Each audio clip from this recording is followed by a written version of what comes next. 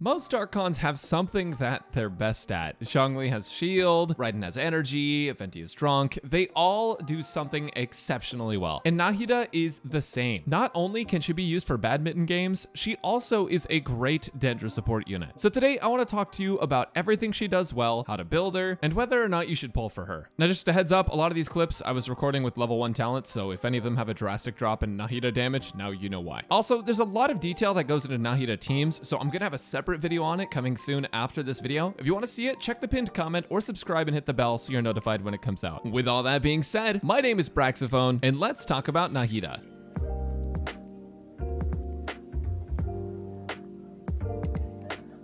So in general, Genshin seems to be taking a turn towards long, convoluted descriptions of skills and abilities, but Nahida's stuff isn't really super complicated. Her elemental skill has two variants. You can either hold to take a photo sort of snapshot and mark enemies, or you can just press tap skill and that'll hit right in front of her. It does a quick hit of Dendro damage, and then upon receiving other Dendro damage from Dendro cores or any reaction damage at all, when they trigger, they do a hit of Dendro damage and apply Dendro. Now they can only trigger once every 2.5 seconds, but it only has about a 1 second internal cooldown. So 99.9% of the time, unless the game just bugs or something, you're going to be reapplying Dendro whenever those trigger. And they last for 25 seconds, which is a super long time. Her skill applies 1.5 units of Dendro, which means you can also do some really funny burning shenanigans with it. For example, in this clip, I can get quite a few melt Ganyu shots off before it actually runs out of burning and pyro effect. So she provides a potential alternative for reverse melting as well. When the mark is triggered, it'll generate 3 Dendro particles with roughly 8 seconds before the next particles can be generated. Also, it gets partial EM scaling on its damage, so building her with EM can be extra rewarding for that. Technically speaking, her skill makes her the best Dendro applier in the entire game, and it has insanely good uptime, which means that she can work with characters that want longer rotations, like Cyno, for example. Now, as far as her burst goes, when you cast it, it actually doesn't deal any damage, and it costs 50 energy. It has a low cooldown of about 13.5 seconds, with a high duration of 15 seconds to start. Now, based on your party composition, you're going to receive buffs. If you have a pyro character in your party, Nahida's E damage is going to be increased. That's going to be her elemental skill. If you have an electro character in your party, Nahida's skill trigger cooldown is going to be decreased, meaning that she can hit more frequently with her skill. If you have a hydro in her party, then Nahida's burst will last longer. And if you have 2 members of one of those elements, that effect gets amplified even more. Multiple of these effects can take place at once. Now, her burst is not something that you need to use every rotation, but every time you do have it up, it can benefit your team's overall damage output by a fair bit, so it is still worth using even if it doesn't nuke anyone up front. Nahida's first Ascension passive is insanely good value. Basically, within Nahida's burst, the character that's active on the field gains 25% of your highest EM character's EM. So for instance, if you have a 1000 elemental mastery Kazuha on your team, your active character, no matter who it is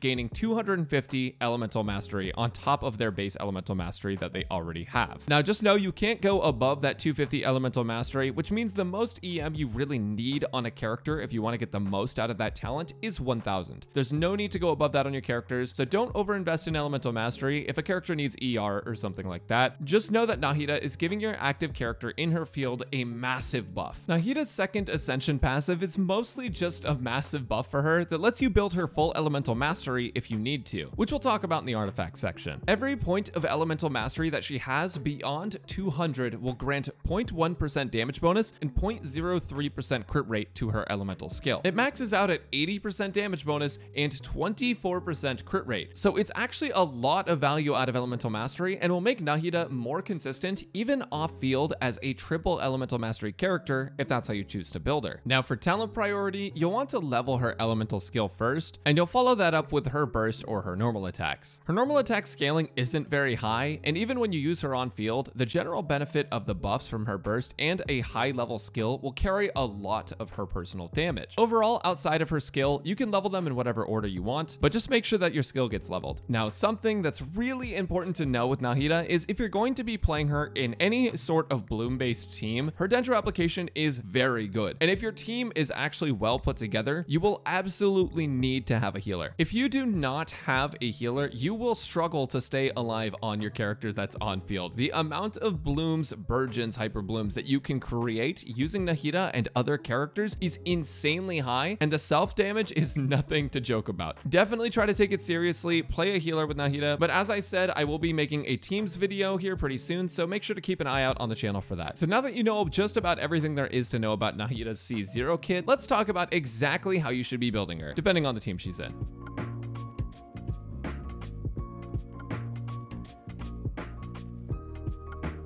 Artifacts for Nahida are actually not very complicated at all. So in the simplest way possible, I want to break down exactly what you should go for depending on your situation. If you're below AR 45, you want to aim for stats over sets. Generally, you'll want an Elemental Mastery or Attack Sands, Dendro Damage or Attack Goblet, and Attack or Elemental Mastery Circlet. If you have an Instructor set with those stats, that's basically perfect because it's a solid support set that'll buff your team a bunch through Nahida just until you get to AR 45. Once you're at AR 45, the real artifact game begins. You'll want to be running Deepwood Memories on her about 90% of the time. The reason is it was essentially made for her. The 2-piece gives Dendro damage bonus, and the 4-piece reduces enemy Dendro resistance, which will make your standard Dendro damage, Bloom, Hyper Bloom, and Burgeon damage all increase. Since Nahida will be played with all of those team archetypes, a lot of the time, it's just the best way to go. You do have the option of Gilded Dreams on her if you're already running Deepwood on another character. For example, if you're playing Dendro Traveler alongside Nahida. Nahida's personal damage contribution to your team could be higher with Gilded Dreams than Deepwood, but it's not so much that it's worth forcing Deepwood onto another character unless that character wants it to begin with. As an example, if you're playing her with Xingqiu, Raiden, and Kokomi, none of those characters would benefit as much from Deepwood as Nahida, so you'd want to go with Deepwood over Gilded Dreams, because even though Gilded would give your Nahida more personal damage, your overall team damage might drop if you replace Raiden or Xingqiu's artifacts. Basically, the TLDR for sets is use Deepwood Memories unless you're playing another Dendro unit. Now for stats, it depends on if your Nahida is on or off the field. If she's on the field, she'll be dealing more Dendro damage, so generally speaking, you'll want to run Elemental Mastery Sands, Dendro Damage Goblet, and a Crit Circlet to maximize her potential. Usually, the Crit Circlet will be crit damage due to her Ascension passive that gives crit rate. However, if you're off field, a lot of the time you'll want to run her with triple Elemental Mastery. The reason being that she gets tons of benefit from EM across her kit, and her skill, which will be her primary source of damage, has high scaling with Elemental Mastery. Since she'll also be dealing reaction damage, most of the time, when Nahida is off the field, you want her to be run with triple Elemental Mastery. Now there is one exception to this, and that's in a Nilou team. Since the team is based on blooms, you'll want her to have Elemental Mastery stats so that she can trigger high damage reactions. In this team, she'll be the one on field most of the time, so you sort of have to compromise with a triple Elemental Mastery build with on-field Nahida. Keep in mind, this is a pretty general explanation. There's so much nuance to maxing this character's damage, and it will all basically depend on your substats, team, and playstyle, so it's possible that sticking to these rules won't always be the most optimal choice for you, but for a majority of players most of the time, you want to do the following: EM, Dendro Damage, and Crit for on-field Nahida, and EM for off-field Nahida and Nilou Bloom teams. As for energy recharge, you don't actually have to worry about it too much. Nahida's burst is solid for buffing your team, but since she's got a low 50 cost burst and also generates a decent amount of particles, I personally haven't run into issues with team rotations and versatility at all. That said, to be on the safe side, you can opt for around 130%, but let's be honest, most players won't be paying much attention to her burst anyways because it doesn't activate your brain with front-loaded damage, so it doesn't really matter too much. Lastly, for substats, Elemental Mastery can actually be as worth it as crit rolls on her, so focus on crit, Elemental Mastery, attack percent, and energy recharge. With the on and off field Nahida, there's lots of changes. There will be similar rules for weapons too, so let's go over them real quick.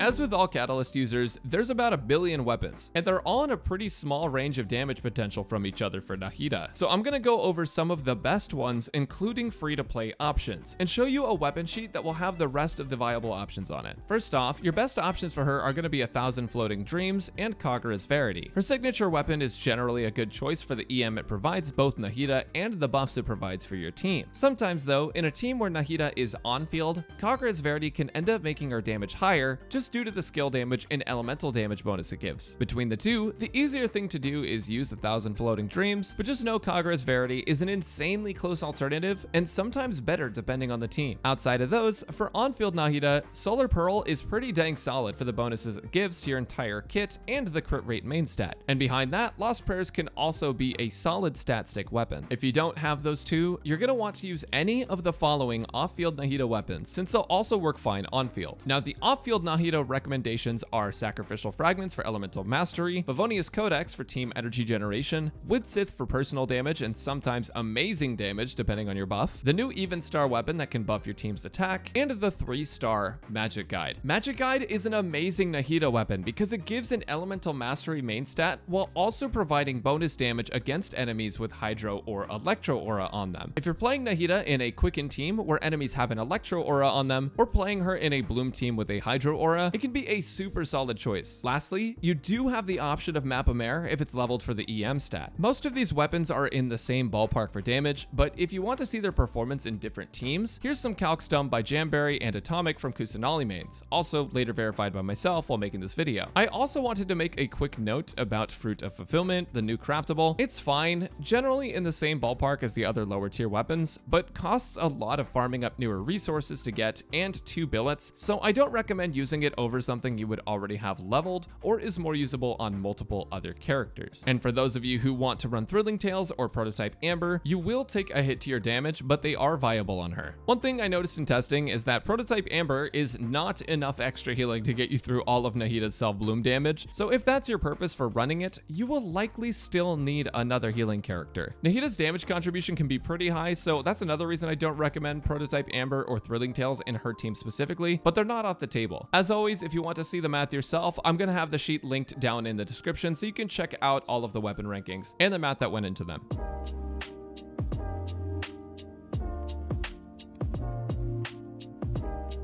Some of Nahida's constellations provide solid value, and some of them are sort of bait, so I want to talk about which ones are getting you the most value. First off, her C1 adds 1 count to the number of each element you have for Nahida's burst buff. For example, if you're playing an Electro character in your team, Nahida will register them as 2 characters. It also is just giving you all of the buffs, so no matter what your party comp is, it can still be pretty helpful. That said, it's not as much of a gain as it looks to be. You can't go past 2 per elemental buff anyways, so on a lot of teams, part of its value just gets no use. It's a decent constellation, but definitely not one you'll want to pull for unless you're going for C2. Now, C2 allows enemies marked by your elemental skill to take critical hits from your blooms, which increases the overall potential of reaction teams. The crit rate and damage are fixed at 20 crit rate, 100 crit damage, but it's a pretty decent jump in AoE damage. Also, enemies affected by Quicken, Aggravate, or Spread have their defense lowered by 30%. This constellation is the best value per dollar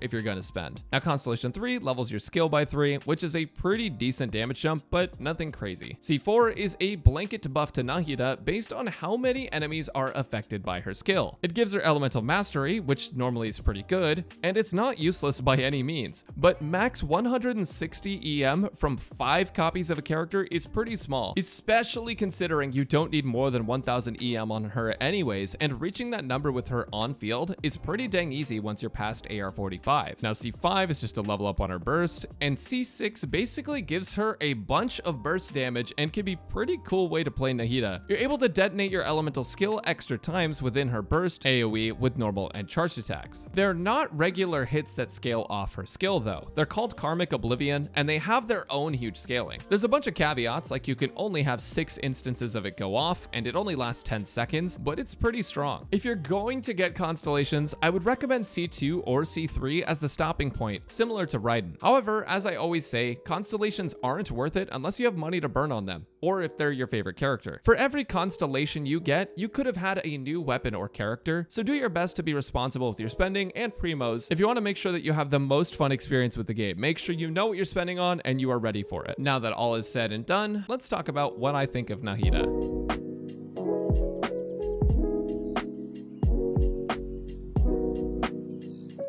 Nahida is probably one of the first characters in a while I've been genuinely excited to talk about because she is a solid unit. She's now the best Dendro support, has amazing Dendro uptime, no horrible ICD issues, extra scalings rather than split scalings, and overall adds so much to so many teams. She doesn't feel like she has issues with energy and is super smooth to play. It's possible that you may not like her playstyle if you don't like catalysts, and if you're not playing Dendro teams or don't enjoy them, it's fair to not be interested in pulling for her. That said, if you play any sort of Dendro team other than standard aggravate, she's a character that is absolutely worth having. Dendro Traveler can be more than enough for quicken-based teams, but Nahida takes any Dendro team to the next level and will likely be very good with future units as well. You can always wait for her rerun, but Hoyoverse does have a history of not rerunning some of its best units for about a year. If you're willing to wait it out, then you can wait and see how she performs in the future, and if she gets power crept, obviously you'll have made the right decision. In my opinion, I think it's likely that the Dendro Archon will remain good until Hoyoverse tries to nerf Dendro as a whole, and I absolutely think she's worth the pickup due to her amazing Dendro application, damage, supporting abilities with elemental mastery, and very quiet idle animation that doesn't hurt to listen to after a few hours. Thanks for watching, everyone. As always, if you've enjoyed, make sure to let me know in the comments down below, hit the like button on the video, and consider subscribing to the channel. I think it would be super sick if we could hit 150k before the end of the year, so let's do our best. Also, I do go live on Twitch a few days a week at twitch.tv/Braxophone, so if you want to see live Genshin content, or honestly just any sort of game, come hang out with us over there. Until then, I'll catch you next time.